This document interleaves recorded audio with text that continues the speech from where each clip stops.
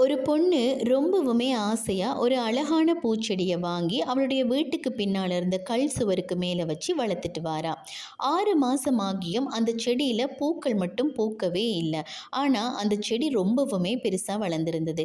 இவளுடைய மனசுக்கு ரொம்பவுமே வேதனையாக போகுது. 6 மாதம் ஆகியும் ஒரு பூ கூட இந்த செடியில் பூக்களையே. ஒருவேளை இந்த செடியில் பூக்களே பூக்காதோ, இந்த செடியை வெட்டுறது தவிர வேற வழியே இல்லை அப்படின்னு சொல்லி அவள் நினைக்கிறா. அந்த நேரத்தில் அவளுக்கு ஒரு ஃபோன் கால் வருது. பக்கத்து வீட்டில் இருந்ததான பொண்ணு, அக்கா, உங்கள் வீட்டுக்கு பின்னாடி இருக்கிற கல்ச்சுவரில் இருக்கிற பூக்கள் ரொம்பவுமே அழகாக இருக்குது. தினமும் நான் காலையில் எழும்புனதுமே அந்த பூக்களை தான் பார்ப்பேன். மனசுக்கு அவ்வளவு சந்தோஷமாக இருக்கும் அப்படின்னு சொன்ன உடனே அந்த பொண்ணு வேகமாக ஓடி போய் கல்ச்சுவருக்கு பின்னாடி பார்க்குறா. பார்த்தா அவ்வளவு அழகான பூக்கள் பூத்து குலுங்குது. அதை பார்க்கும்போது அவள் ரொம்பவுமே சந்தோஷமடைகிறா.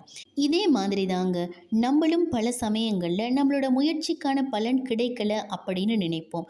ஒருவேளை நம்ம முயற்சிக்கான பலன் நமக்கு தெரியாமல் இருக்கலாம், இல்லைனா அது தாமதமாக கூட கிடைக்கலாம். முயற்சியை கைவிடாதிருந்தா அதுக்கான பலன் நிச்சயமாக நமக்கு கிடைக்கும்.